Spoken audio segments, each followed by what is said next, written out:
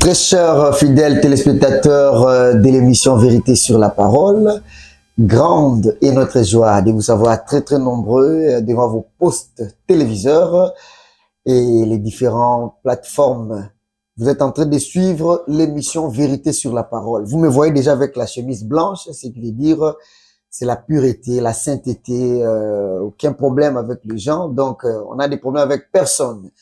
Et nous sommes là pour vous présenter votre émission. Vous savez déjà que c'est une émission à caractère religieux. Nous avons toujours l'habitude de recevoir les serviteurs de Dieu, les hommes de Dieu, pour parler de la part de Dieu et de découvrir certaines vérités aussi, tout autour de la parole de Dieu. Voilà. Alors, si vous me voyez, c'est que mon invité est déjà là et nous sommes aujourd'hui dans ces beaux cadres que vous êtes en train de nous suivre et pour recevoir un homme de Dieu. Essayez-moi de dévoiler un peu ses secrets. Hein. J'avais longtemps souffert pour avoir cet homme de Dieu et aujourd'hui, grande est notre joie. Nous avons trouvé cette grâce de recevoir pour une première fois et pas la dernière fois. Le révérend Joseph Somada, l'évêque du Grand Orient et le pasteur de plusieurs églises. Et si moi, je manque quelques informations lui concernant, alors en se présentant, il va encore se dévoiler avant que nous puissions entrer. Le pasteur Somada qui nous vient de la province de Chopo, il est du Congo, il est de Kinshasa, il est un homme de Dieu et il traverse les mers, les océans pour aller prêcher aussi la parole de Dieu. Alors, je suis avec lui. Bonjour, pasteur. Bonjour. Les téléspectateurs sont en train de vous suivre. Vous pouvez encore vous présenter d'une manière brève et nous allons continuer. Vous l'avez fait, c'est votre frère, le pasteur Somada. Et je suis basé à Kisangani et à Bondo. C'est là où je réside réellement. Et je fais des sauts par-ci, par-là, mais c'est dans les deux villes que je suis réellement assis. C'est là où je travaille.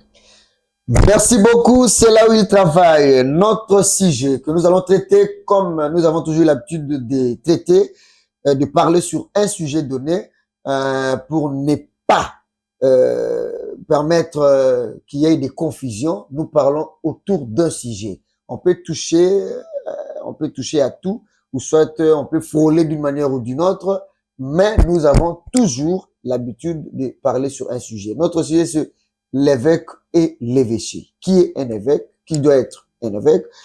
Et c'est avec le pasteur des Zoé Tabernacle, c'est avec lui que nous allons parler autour de ce sujet et il va aussi nous parler de son évêché parce que lui aussi, il est un évêque. Pasteur, je viens de dire ici que nous allons parler sur les sujets l'évêque et l'évêché. Mais avant d'entrer dans le nid de notre sujet, je voulais que vous puissiez nous parler un peu de votre parcours ministériel, votre parcours pastoral. Quand avez-vous commencé? Comment avez-vous commencé à prêcher? Quand et comment êtes-vous devenu pasteur? Et les gens qui vous suivent ont vraiment besoin de découvrir ces secrets. Ok, merci beaucoup, messieurs les journalistes. Moi, j'ai commencé à prêcher à l'âge de 24 ans. Donc, en 1984. C'est là où j'ai commencé à prêcher. Dès ce moment-là, j'ai évolué jusqu'à devenir pasteur et évêque. Donc, c'est ça. Donc, j'ai commencé en 1984. Comme prédicateur. En 1992, je suis devenu pasteur. Et de là, en 92, j'ai commencé à ouvrir maintenant des églises. C'est à ce moment-là que je suis devenu évêque de toutes ces églises-là. Ah! Donc, vraiment, c'est en 1992.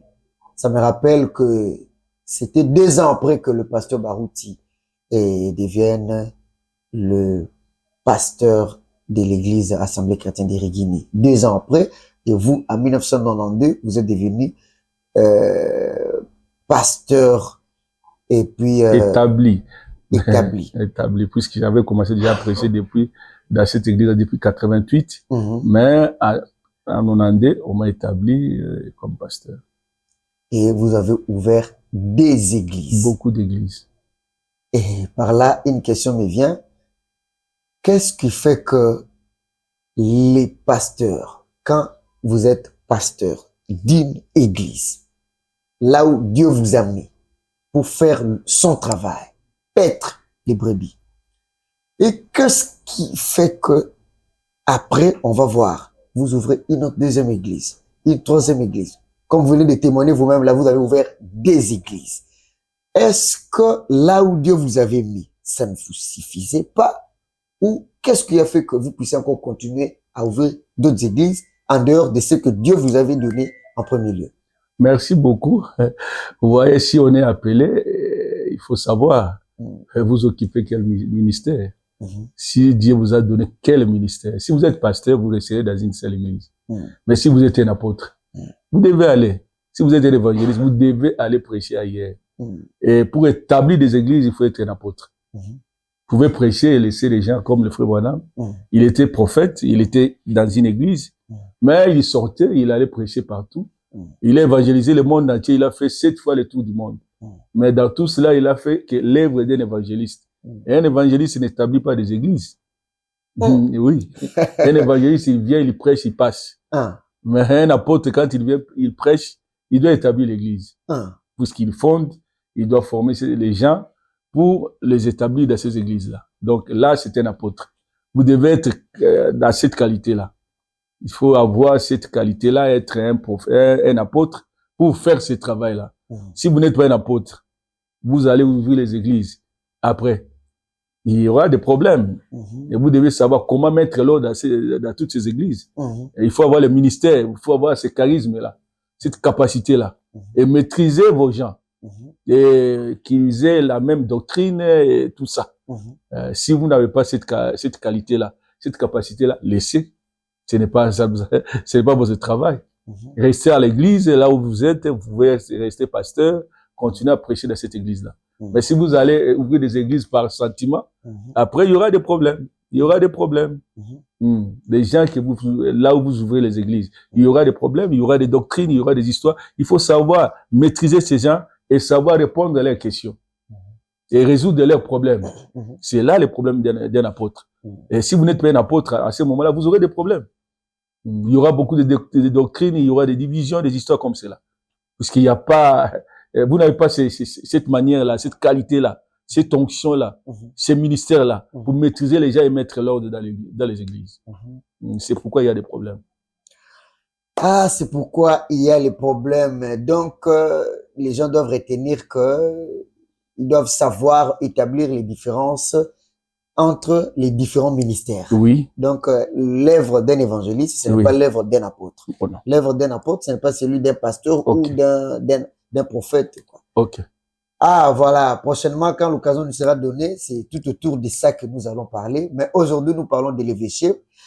Et avant d'y entrer encore très, très profondément, pasteur Somada, avez-vous aussi, comme toute autre personne, peut parler de son parcours? Dans le parcours, il y a toujours les hauts, il y a aussi les bas.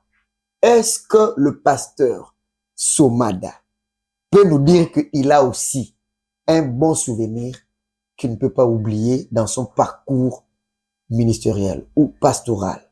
Ou le pasteur Somada peut aussi dire qu'il a aussi des mauvais souvenirs dans son parcours. S'il n'y a pas l'un, c'est qu'il doit y avoir l'autre. S'il n'y a pas l'autre, c'est que l'un. Alors, vous pouvez nous parler de vos bons ou des mauvais souvenirs. Même un. Non, ça, vous voyez, comme Jacob disait, ma vie a connu beaucoup de problèmes, beaucoup d'agitation, beaucoup de détresse. Alors, je ne peux pas me souvenir beaucoup de ces choses-là. Il y a eu beaucoup de choses que j'ai connues dans ma vie, des tristes moments, j'en ai connu beaucoup. Beaucoup. Alors, les énumérer tous ou bien les laisser, ça serait mieux. Et me souvenir de toutes ces choses-là. On m'a fait ceci, on m'a injurié, on m'a jeté dehors. Vous avez connu ça, vous aussi? Moi, j'ai connu le pasteur Somada que nous voyons comme ça. Beaucoup de rejets, des histoires. On a brûlé même mon église. Oh! Mes églises, pardon. Il y en a beaucoup. J'en ai connu. Et on a brûlé mon église, j'étais arrêté, j'étais transféré en prison. Et j'ai fait 200 kilomètres à pied. Mon Dieu. Rien que pour l'évangile. Qui peut croire? J'ai été déshabillé. Oh là là. On m'a frappé publiquement. Oh. Je vous dis ça. À cause de l'évangile que les gens voient maintenant qu'ils sont là, assis dans des bureaux, ils viennent diviser l'église de quelqu'un et il fait des histoires et il dit que non, je suis ceci. Non. Nous, on en a connu. J'ai connu de tristes moments.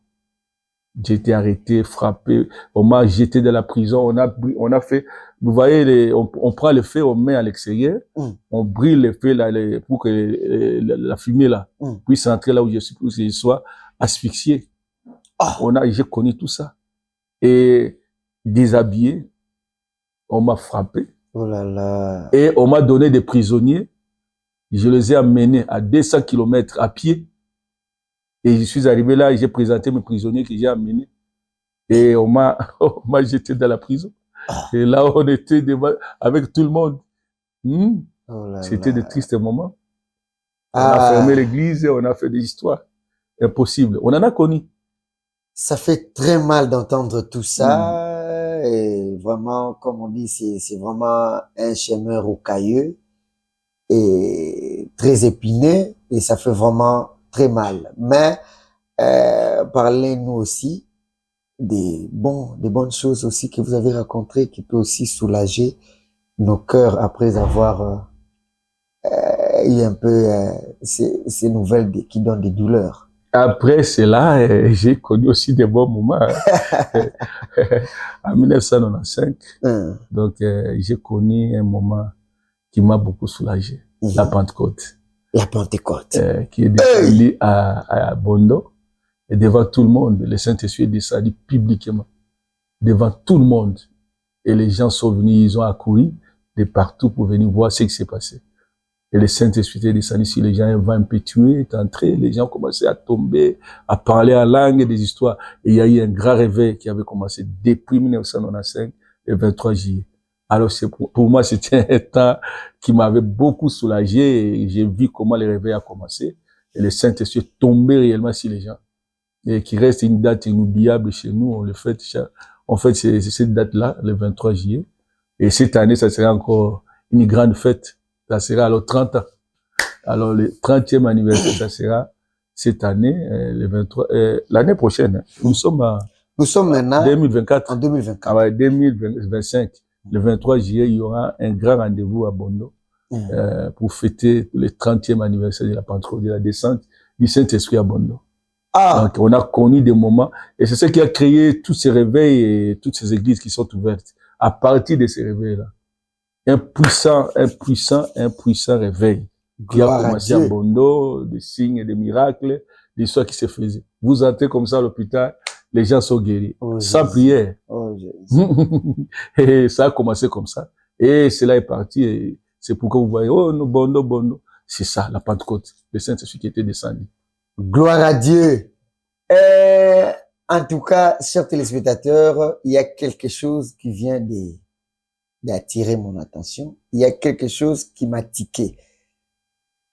Permettez-moi, na s'exprimer na binona no batuola na bisona lo bangona na binona lingala. Et loko moko frappenga na binitio. To bande ko zela pasteur apesa.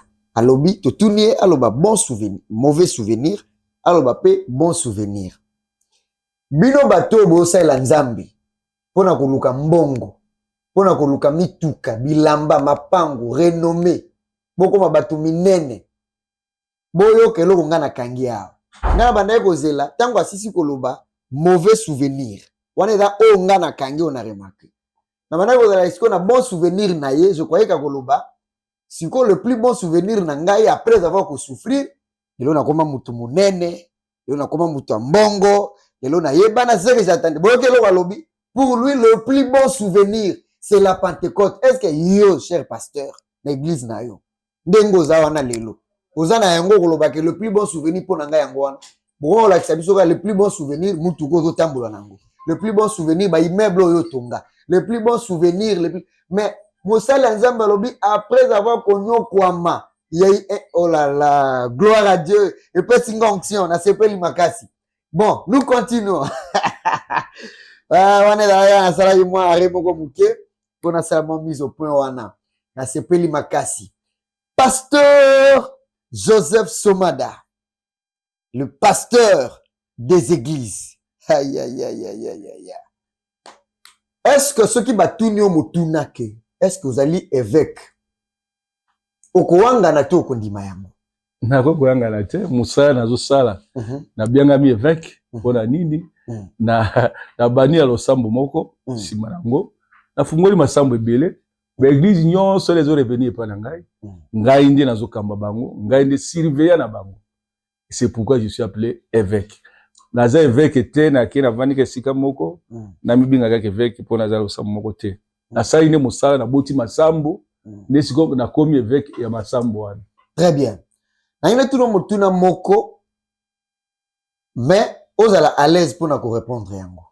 Ça et ko déranger bisoté, ko déranger pe motute. Motuna na ngai ezali simple, ezali boyi. Avant yo okoma ta bande ko belé na TV bazo zela ba motuna ngo ezani. Eza motuna simple bubanga te. Avant yo koma évêque. Nazo tuna na ndenge toza sikote na ngonga wana po yo koma évêque lelo te. Mais yo zo koma évêque na ta wana. Est-ce que yo pour reconnaître que il fallait yo moko pe ozala na évêque parce que okoma ki évêque ya batu ebele. Mais na tangu wana est-ce que yo pour ndima ke okoy kozala na évêque soki na tangu yango okoy kozala na évêque yango ezalaki nani? OK, merci. Ngai na ndima awa na Kinshasa. Nde na longwaki na Kinshasa na ke na province orientale. Na komi kuna nde na bandi musala nzambe. Et kuna moto na kutalaki na ye, on a considéré qui est, on a pona qui est kopona. Suivez-moi bien, na pona qui est kopona. Et non pas que abotingai. Voilà. Nde na komi d'office nani na ye, mwana na ye to na ye. Na tali na bokulutu na ye, na expérience na nzambe, nde na pona ki pasteur Ngonde. Azala lokola évêque na ngai na tango na kuna na Orient. Puisque yende azalaki na Kisangani, so za musika kuna na Bondo. Alors ye nde na pona ki azala évêque na ngai, pona consulta ka esuki likambe komi. Très bien. Voilà. Ah, alors, donc na tawana évêque na yo oyo ponaki ezalaki pasteur Ngonde Akwambenza, je pense c'est ça. Toujours beta sko solo évêché. Sko toyoki yozali évêque au boti masambo masambo ebele pour boti bana ebele na ministère. Mais toyoki quelque part kaka siko olobi que yo pe oponaki moto. Et comme la paye yo à part bana na oyo bota na ministère. Et comme la paye yo pasteur mususu pe apona pe yo ndenge pe yo ponaki pasteur Ngonde. Ebele baponinga naza évêque Noria wana baponinga tina Burundi webi Burundi tina Burundi tina Kenya baponinga lokola évêque na bango alors côté wana ngambo ya Goma Kindu bisika nyonso wana ozwi Ituri okei pe na Bazuele na okei na Otuele baponinga lokola évêque na bango bo baponinga kopona bazali bonga na fungoli pe ezali. Donc ba poninga ba reconnaître na qualité wana awiki moto ndako kambanga na oboya bango te na registre bango te na zo yamba bango. Alors soko binga ba binga ke évêque Orient ezalité na fabriquer en fabriquer des ali bateau ba reconnaître nga okola ke nazali ancien na bango et puis na zo incarner qualité wana et pas na bango. Merci beaucoup. Alors tozali kokoba pasteur Somada motuna oyelandi tolingi totuna yo boye lokwa tosola pona évêque na évêché pasteur Somada condition nini to makoki nini o esalaka ke epesamela moto po akoma évêque po yo zali yango déjà est-ce que ezali po ofungoli ba église ebele nde esalaka ke okoma évêque to ba condition o moto fazala évêque ezali ce qui ezali oyebisa pe biso polele na itando ndenge tozali kosolola est-ce que yo moko pe o remplissa ba condition wana po to tunio ce que évêque olobi okoko wanga na te. Alors ezana bato musu pe na komi kitisa pe ko bate ngana na nga évêque te po ezana makambo pe belé oyo na ko ba critère musu na ko remplir na remplir te.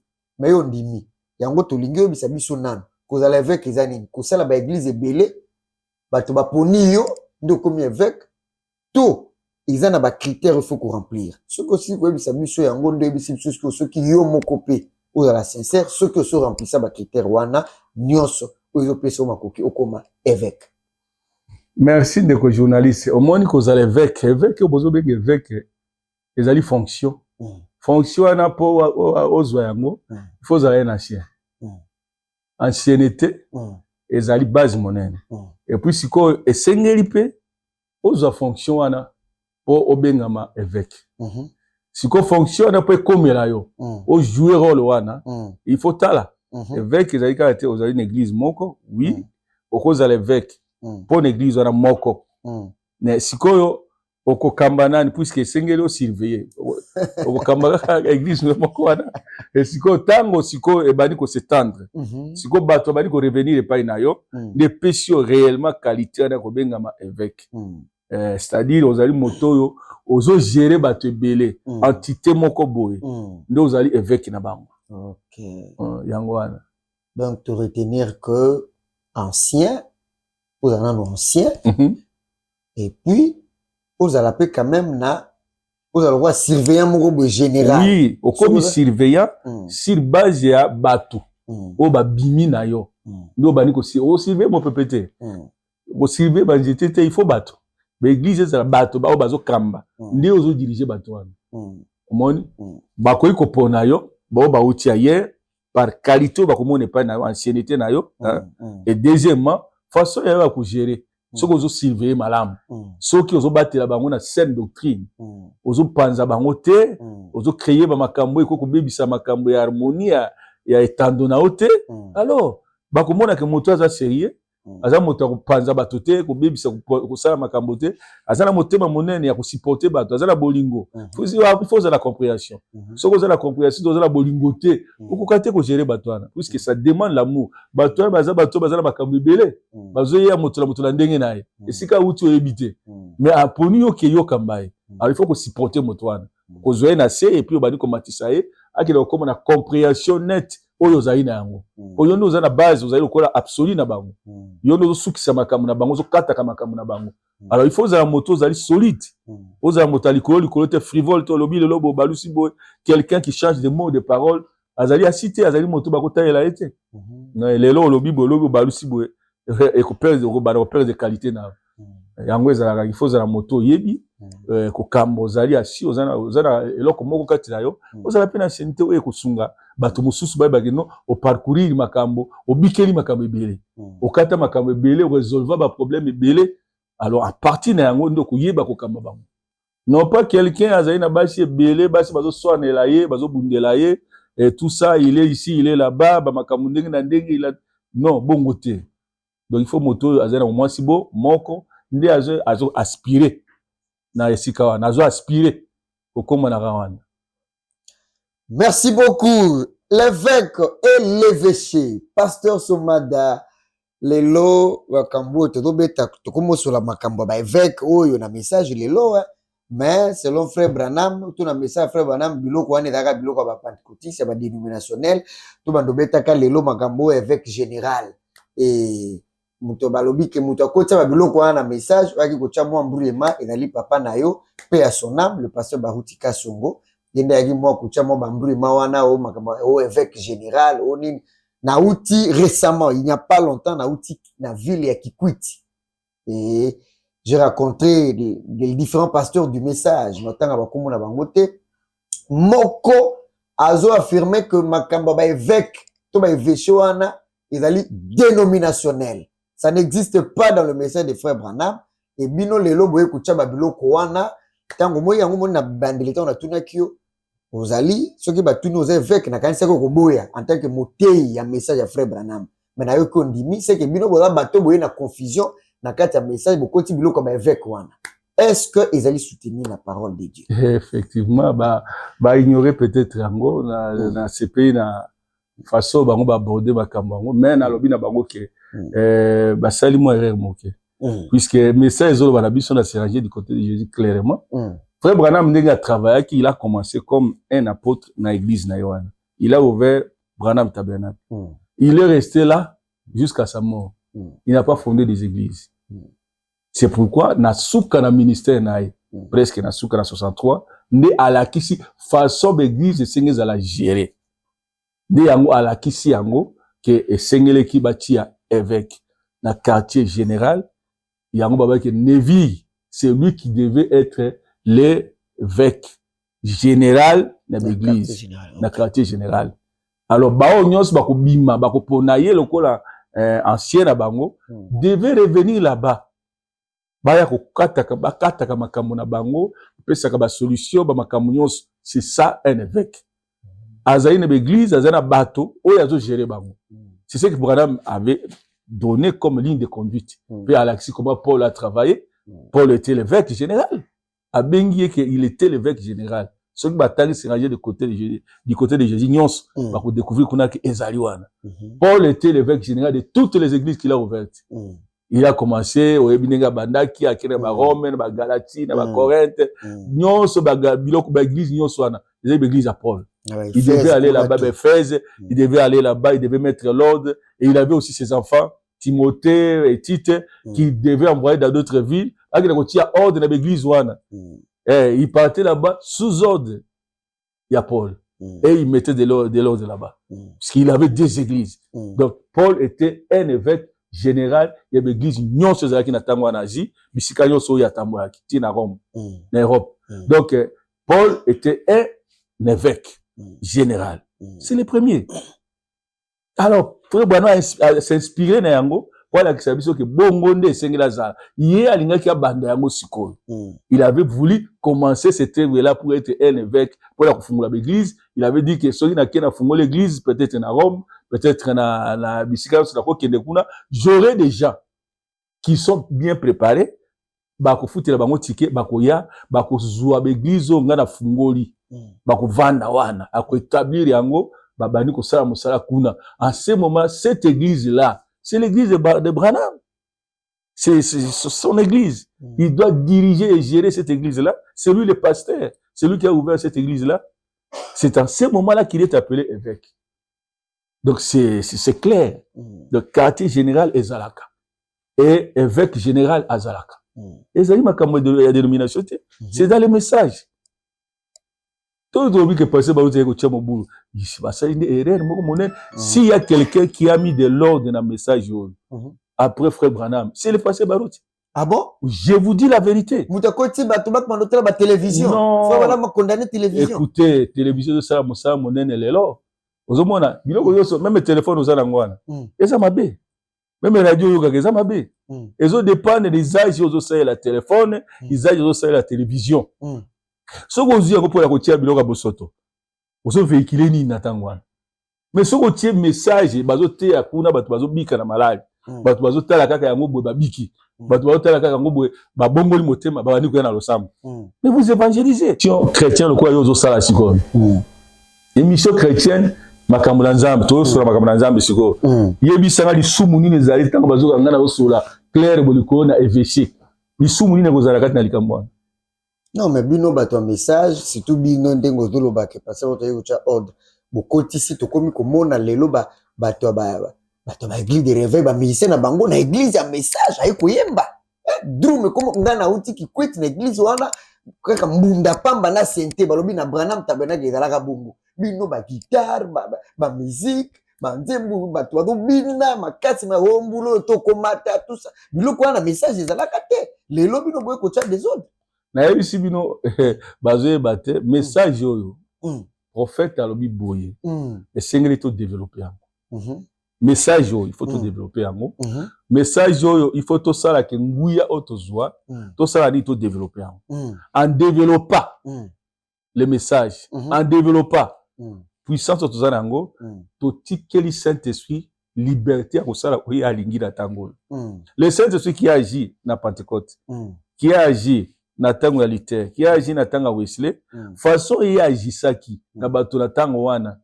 hein ezalaki na modelo yango alingaki yango Molimo Santu alingaki mais tango bato na tango elandi par exemple na Wesley tango ye Wesley aye na manière ne ya kosalela Nzambe ozomona siko façon asalelaki bato na nani na liter bamona ngo lisumu il ne comprenait pas omoni et puis tokende isusu bato na Wesley tango bazwi méthode ya kosalela Nzambe mais tango Pentecôte ye hein tango bato batena bakona Pentecôte mais ça c'est du désordre mais beaucoup de côté ya ko ganga ba parler en langue du soit comme cela côté na libanda pardon au benga na midi mabe ainsi de suite ça n'existait pas dans notre église où ils ont désordre ils ont appelé ça désordre bon siko Pentecôte o bango bayaki na makamba yaki nango tango frère Branham aye na façon na kosalela Nzambe ba pentecôtiste ba monaki un peu moins suspect ba monaki ça désordre voilà ozomona ba monaki ko moi désordre moko esalemi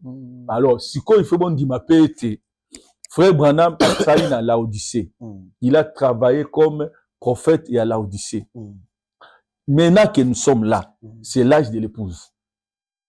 L'épouse maintenant est en action. Il est dans les champs missionnaires maintenant. Frère Branham a travaillé et il a fait ce qu'il devait faire. Moïse avait travaillé, il a fait ce qu'il devait faire. Et Josué est entré en scène. Il a sa manière aussi de travailler. Oui, que c'est qui t'a Moussous? Non, il y a Moïse. Moïse a tenu 12 espions. Mais Josué a tenu 2. Moïse regardait la nuée pour être conduit. Mais quand Josué est entré dans la terre promise, hein, il n'avait pas la nuée, il n'avait pas la colonne de feu. Mais il y avait un homme qui était venu se présenter devant lui, qui n'était pas la nuée. La nuée est devenue une personne. Ça, c'est l'ancien qui parle. Ouais, la nuée est devenue une personne qui s'est présentée devant Josué. Il a dit, c'est moi, je viens tout droit du ciel, je suis le chef de l'armée céleste. C'est moi qui suis avec toi maintenant ici. Et il ne le voyait pas tout le temps, mais il était là. C'était sa façon d'être conduit. Mais si toi tu viens, oh toi, Josué, toi tu conduis le peuple de Dieu, mais sans quelque chose de référence. Où est la colonne de feu? Où est la nuée? Où est la colonne de feu?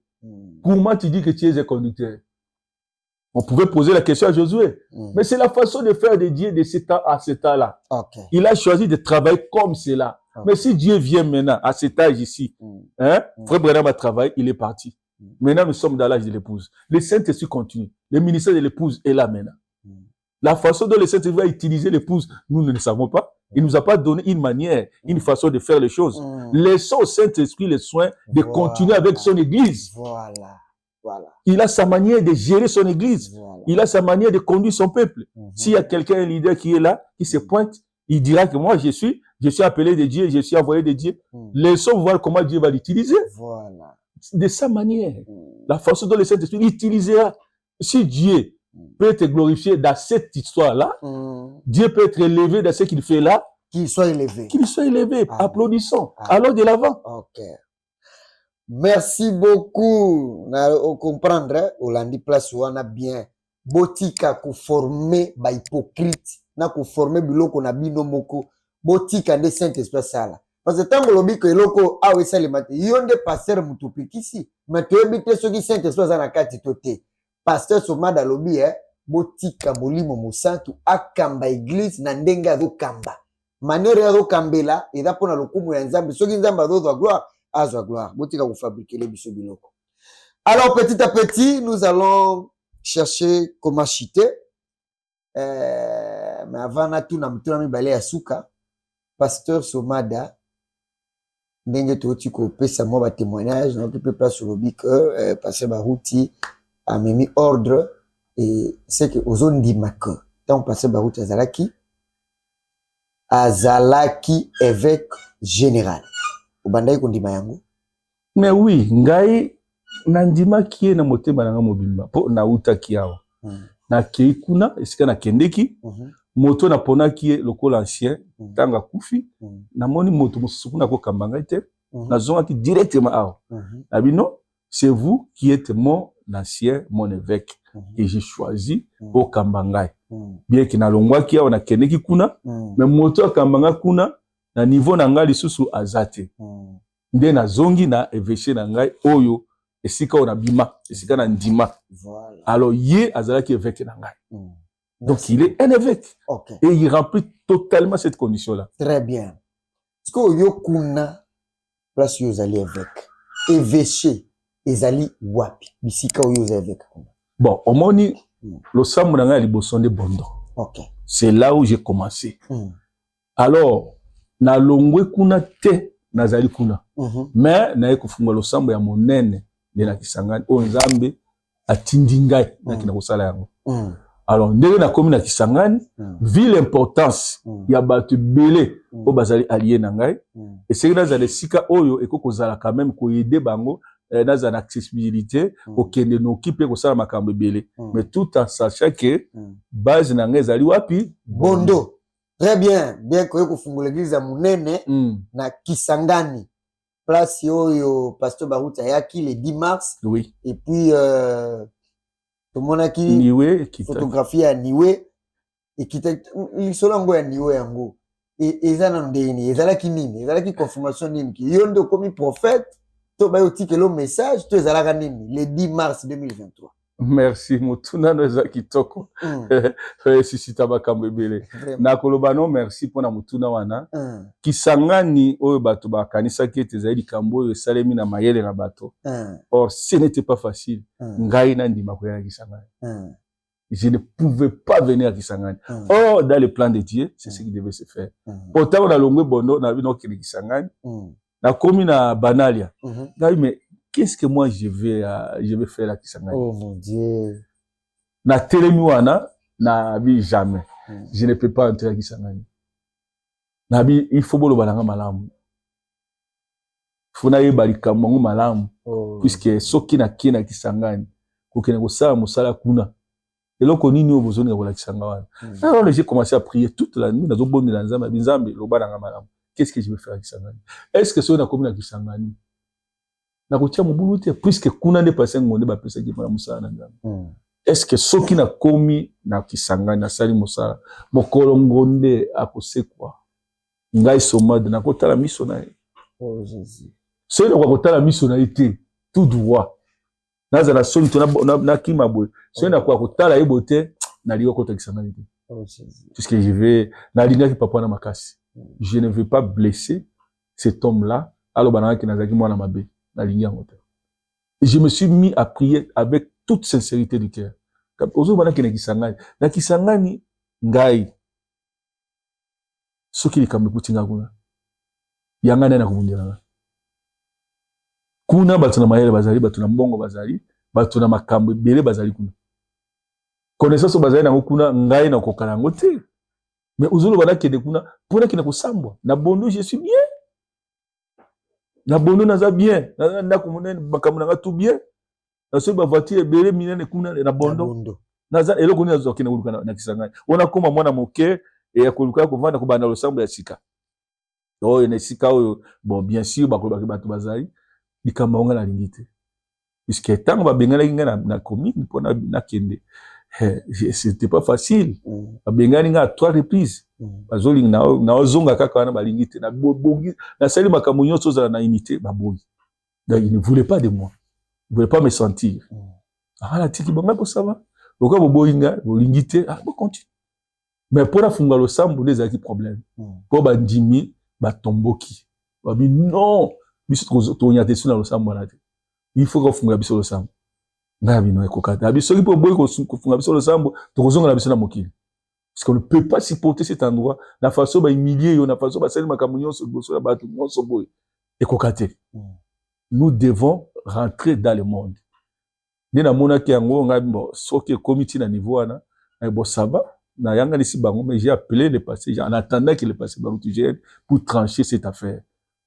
Et quand j'ai réuni ces gens, j'ai dit bobo zela, tous de la passer baruti tanga ko ya, ndia ko trancher les kambo. Le temps passé baruti ayi il a tranché cette affaire-là. Abilo kola boy ba boy baza la conduit na au passer oyo na vio makambo ba moni alors na autoriser yo que makambo ba ngo ba kene na ngambo na bango ba oyo ba tikala ngambo yo continuer na bango. C'est pourquoi j'ai accepté. Mais tant on a commis na buta malgré cela malgré ba kataki likambo ndengwana et côté la raté nde na biso ki na telemi na banali avana nyata isuki sangabi non je ne peux pas aller comme ça ni la tuna kinzambe nzambe ko balangabi na pesio ki sangani kene na kisangani okomona makama minene kona kisangani ouais j'ai remonté là-bas pour vous amener maintenant à l'histoire de la nuit abi kene na kisangani na pesio ki sangani pe okomona makama minene na kisangani nde ngai na zwi na koti na voiture na zwi mwasi na ngai tukiti na nzela pona koya kisangani na komi na kisangani j'ai annoncé ça bien avant abi o kisangani o nzamba pesinga et puis alobi na na komona makama minene na j'ai annoncé ça bien avant so tout kisangani kuna bakoye biso bongo c'est ainsi que mokoyango ekokoka et le passé Baruti est arrivé quand il est arrivé maintenant on a commencé il voulait faire un seul jour. Et le deuxième jour-là, c'est moi qui ai réclamé, qui avait réclamé ce jour-là. Et devant, tout le monde a passé Baruti avec ses grands dons. Ah, ça, comme on a dit ça, non, non, non, non. Je ne peux pas accepter ça. Nous avons créé qui est là, balobake, balobatu, ganga, lobipé. Et lobipé wana, oh, c'était pour le jour de la visitation. Amen. Et le même jour-là, et quand nous sommes réunis ce jour-là, et pendant qu'il prêchait, directement, il a commencé à parler des paroles que je n'ai pas compris. Et il a commencé à dire, Soma de béni. Moi, je dis, oh, cette parole-ci, je dois la recevoir avec humilité. Nabeti Mabolongo, pour recevoir cette bénédiction-là. Et quand il priait pour vous directement, il a prononcé que c'est lui, l'évêque de toutes ces provinces ici. Et là, au Monakiango, il a dit la Sénat qui était. Na sola qui peut na été na di cadre wana non et il a prononcé ça comme ça et kaka wana on sait yaki ma cache. Amen. Et après maintenant oh la nuée descendit. Amen. La nuée descendit et tout le monde a vu ça. C'était public et tout le monde photographié et quand on regardait on a vu la figure de cette nuée là. Donc c'était un événement en tout cas inoubliable dans ma vie avec cet homme de Baruti. Mais et dans la bande de connexion, monsieur, un message en Gamboana, bafetaka chaque 28 février, mukolo, nine kitaka, niwe kitaka, frère Branham. Côté, tout le monde fêté le 10 mars, c'était. Mais, ngana ebisio ke, niwe kitaki kuna. Kitaki kuna banaki, na mokolo yo, bazo baptisé frère Branham. Ezaki bongo, azo baptisé bato. Niwe kiti, pona kola kisaki, abani mosala. 30 ans après, Niwe quitté Isusu. Et à ce moment-là, né, Ezaki pour la ouverture à Basso, né bakanga qui photo. Alors, ceux qui m'a fait ta kawana, ils m'a bête. Mais 30 ans après, même rêvé au frère Branham Aloba qui y est moko, que Nzamba tiki États-Unis à qui n'a nation étrangère. Et cette même colonne de feu là était descendue ici à Kinshasa. Né ouendre passé Baruti Abani Moussala. 30 ans après, ce au monde na 63. Et dans 93, Pentecôte qui na Kinshasa. On a mystère à 30.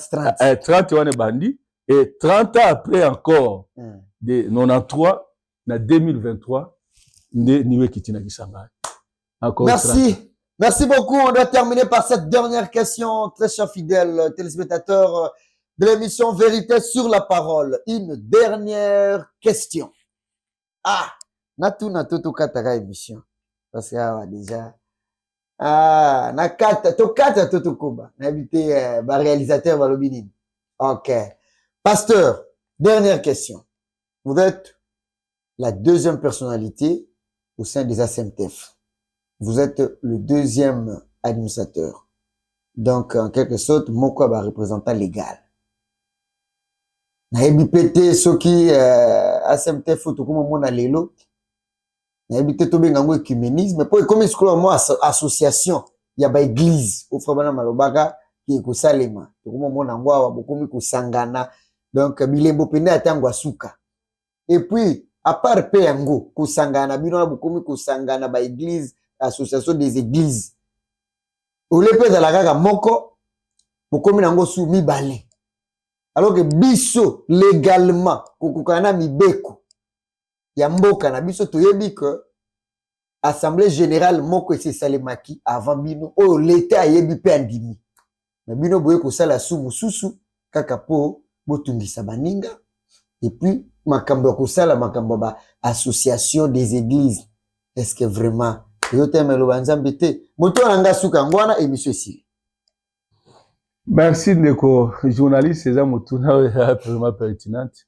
Omoni makambo na nzambe tuzaka ngala ba angle ndenge na ndenge moto na moto azala droit komona na vision na ye. Makambo ya SMTF ndenge bazolo ba lelo e uti na nini message ndenge koti na Congo e kese na ndenge banaki na États-Unis.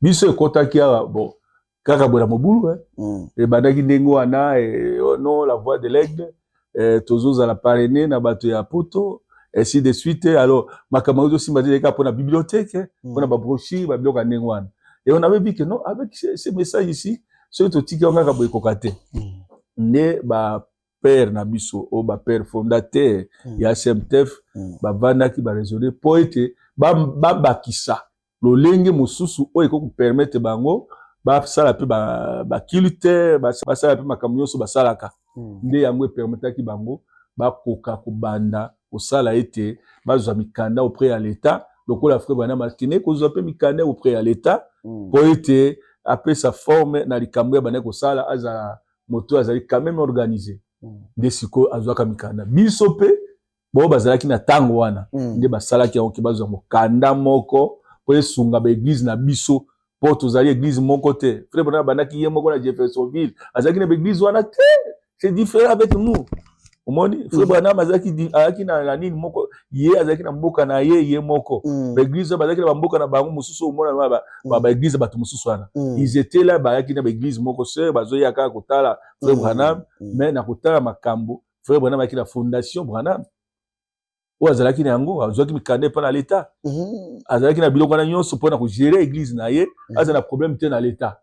Alors pona biso toza na problème na l'état te c'est ce qu'on a fait la SMTF pour être gérer l'église na biso baye bazana kati na message bandaki na église moke po tozalaki na province. Alors ba adhésion moto afungo l'église na ye amoni kazana makoki ya kozwa mikanda te aye ko s'adhérer ka na église wana pour abatelama a continuer na musala na kuna sika azali azo gérer l'église na ye moko azali autonome azo sala makambo nyonso ye moko ba pese mitindo te ba ya ko sala makambo ndenge ba sala kate.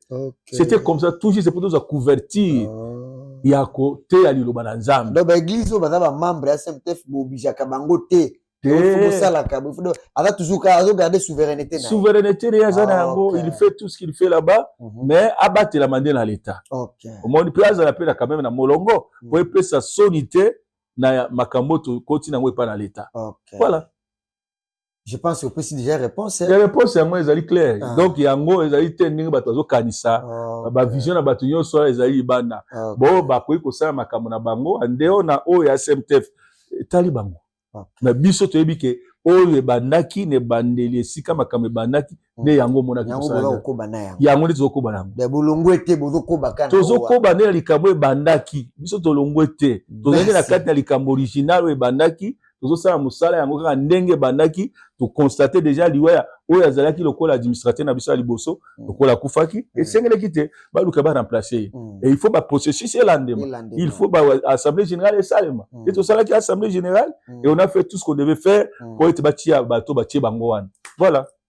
Merci beaucoup pasteur Elomoko Suka pour au cité o moko koloba na bana nzambe lo mona soki ko sambela pona bango soki ko pesa bango toli soki ko loba nini usilisi opi opesi ata bato mibalembo te surtout kobosa na mama te na sepeli mingi ndeko journaliste pe ba ebaso bazola na biso na mission yo boyoki nyonso eloba miawa eloko tokomi nango sikoyo na linga loba ete Yesu alingi koya vraiment lelo bato bazobosa na yango ezali tango toluka unité de l'esprit omoni message omoni toye na message c'est la lettre c'est une lettre qu'on a reçue mais cette lettre là comme Paul alobaki la lettre tue mais c'est l'esprit qui vivifie. On a besoin de l'esprit pour vivifier ma commis, pour créer unité. Nous avons besoin de l'unité de l'esprit aujourd'hui. Tozonga na bomoko, totika ba guerre inutile. Tokutika tina message que divinité zali, nzamba zo sala, frère Branham aye na nzambe, ayaki kana lettre T. Approuver biso que lettre na ye ayaki nango. Alors, l'être on est faux et ça la vivifier. Tant que comme vivifier, tout le monde ba signe, ba miracle landaki et puis attirer qui biso za la carte na bikambo. Biso pe na tango to pe sa accès na Saint-Esprit po azwa makomi tozana ngwana maboko avivifia ngo pona biso po esunga biso tozana kati na bomoko so tozwi bomoko oyo koya kati na molimo santu ekosala ki to panzana te to swana te to swani mingi to bundi mingi to déposer nano arche wana to tika arche de guerre wana to enterrer nano yango to zonga na unité na bomoko to se pardonner moto azana Saint-Esprit ayeba kolimbisa te moto azana Saint-Esprit ataka na compréhension te moto azana Saint-Esprit akoluka ba guerre te moto azana Saint-Esprit akoluka makambo etambola malamu ba justice ba tribunal ezo utapona moto azangi Saint-Esprit azozonga na ba lettre lettre tu hein lettre oh non moni ceci le prophète a dit le prophète to benani nango des années tozu yelo côté to kabwani tozu yelo côté alors bosi to kabwani bozi l'église bokoyi ba apôtre bokoyi ba évêque bokoyi ba nani to tika nanu ba titre wana to luka oyo ko konzongisa biso na bomoko pour Yesu alingi koya ce qui entrera au ciel ce sera l'amour ce n'est pas la haine il faut l'amour la charité to prôner yango partout esika tozali et koyede biso tozonga na bomoko po ete tosalela nzambe Yesu aya kokuta biso na kati na bomoko kende. Mais je sais que le Saint-Esprit est en train de descendre. L'amour va déborder. La karisi ke ba nklo na biso totie wana maye koleka niveau wana. Merci beaucoup. Mbote ezwa bato bas bazana message. Basai na nzambe ba pasteur bango nyonso na mokili mobimba. Baya mbote na ndeko na bango somada na bisikanso bazali. Oyo lobami oyo sepelisi motote atiango na compte ya ignorance ya somada.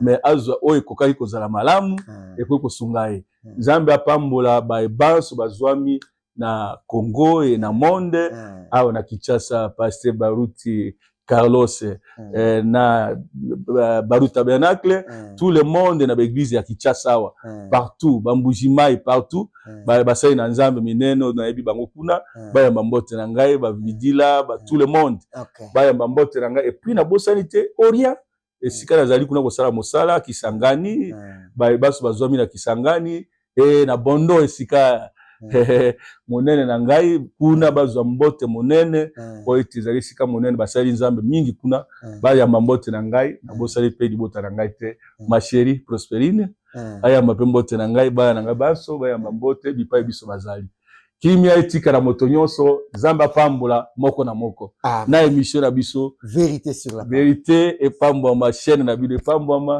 bino baso bozwa eloko ya sika. Amen. Merci beaucoup. Très chers fidèles téléspectateurs, c'est par là que nous terminons avec notre numéro d'aujourd'hui. Nous avons reçu pour vous le révérend Joseph Somada, le pasteur des Zoé Tabernacle, l'évêque de plusieurs églises.